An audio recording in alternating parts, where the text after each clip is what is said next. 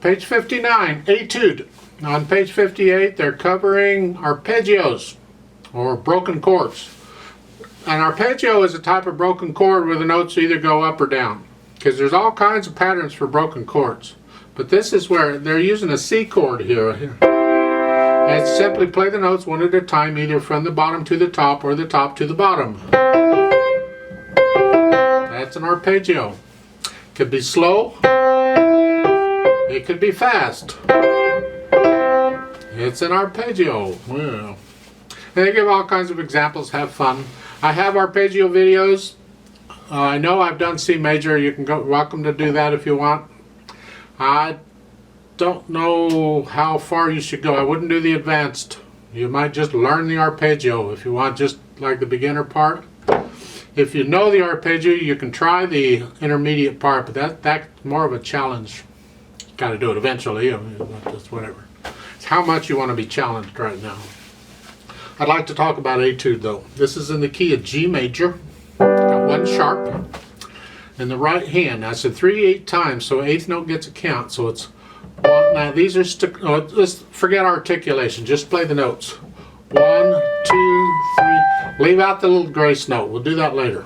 You remember, grace notes are ornaments. There's a lot of different kinds of ornaments, and ornaments are optional. So right now, just leave it out. So 1, 2, 3, 1 and 2 and 3 and 1 and 2 and 3, 2, 1.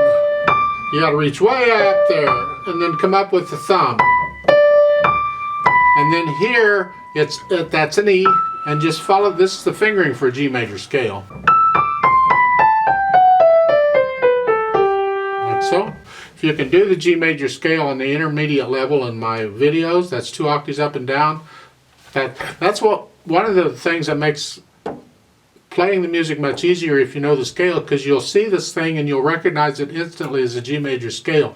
All you got to do is check the note it starts on and the note it ends on, and you just play the scale between those notes. I do that a lot in music, especially in sight reading music. If we add the grace note comes on the beat, so it's going to come with the left hand G very quickly. So it's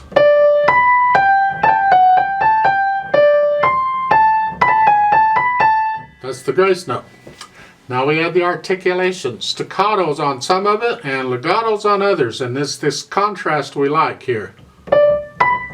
You can do a light wrist staccato if you want. You can do a finger staccato because it's medium soft. And then legato, except the last note is staccato.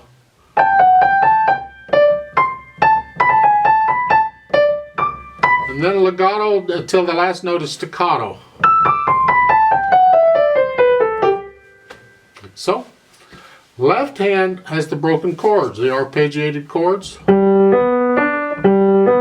Go ahead and do the phrasing like that. Just lift up between each measure. So there's just a little bit of silence between each measure.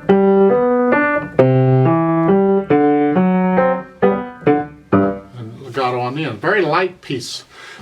It's marked at the top scherzando. A scherzo is a musical prank type. Scherzando is like a prankish, think fun and ornery, a joke.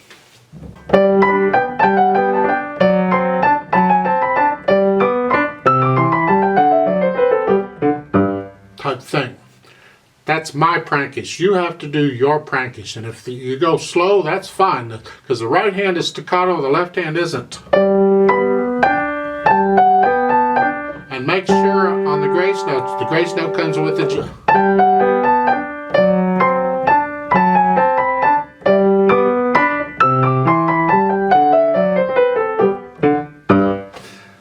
Now remember, there's natural accents, and you feel these. It's important that you feel them. They need to happen naturally, and it's the first beat of the measure in this piece. That's 1, 2, 3, 1, like a waltz almost. 1, 2, 1, 2, 1, 2, type thing. Because when you get to the second line on that run coming down, we want to feel that accent. Feel an accent at the beginning of each measure. 1, 2, 3, 1, 2, 3, 1.